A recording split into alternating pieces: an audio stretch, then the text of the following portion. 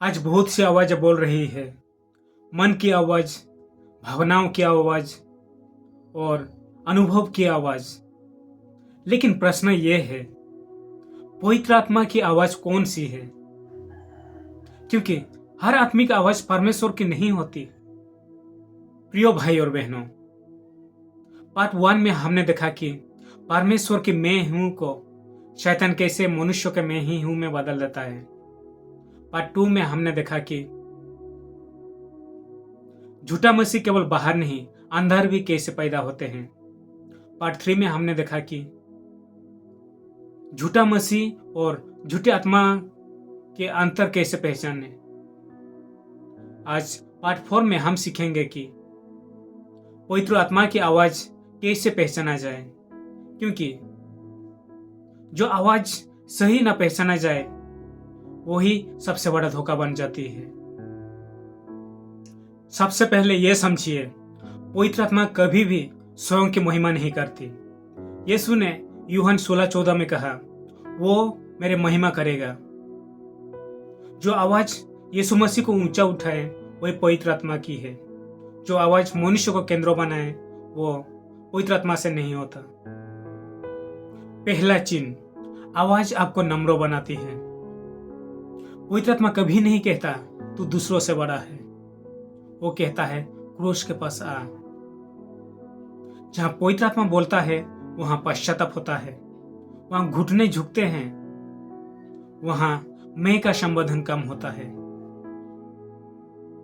क्योंकि याकूब 4:6 कहता है, परमेश्वर घमंडियों का विरोध करता है पर नम्र पर अनुग्रह करता है।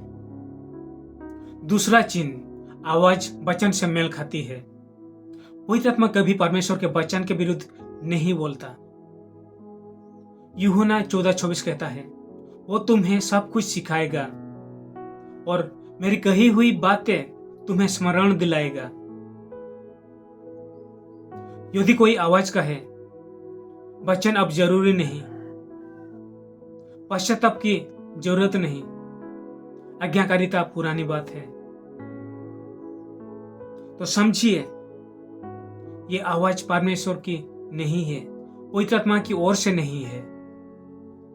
तीसरा चिन्ह, आवाज फल उत्पन्न करती है। यीशु ने मत्ती 7:16 में कहा, तुम उन्हें उनके फलों से पहचानोगे। गलातियों 5:22-23 कहता है, पवित्र आत्मा का फल है प्रेम, आनंद, शांति, धीरज, कृपा, भलाई, विश्वास, नम्रता, संयम। जहां पवित्र आत्मा का आवाज होगी वहां जीवन बदलेगा, चरित्र बदलेगा और रिश्ते सुधरेंगे। सिर्फ रोमांच नहीं, परिवर्तन होगा।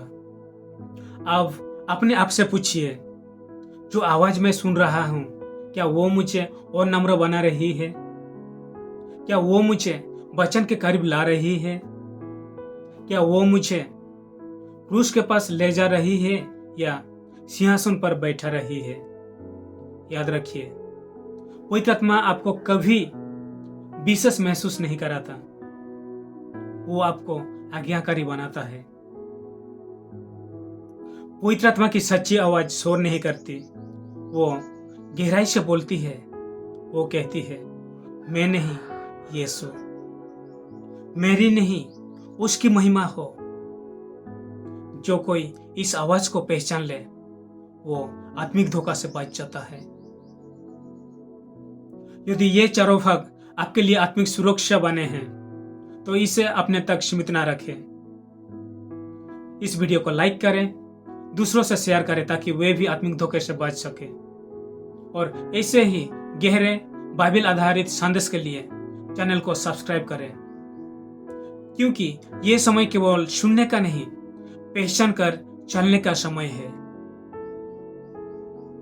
जो आवाज यीशु को ऊंचा उठाए वही सच्चा है। Praise the Lord.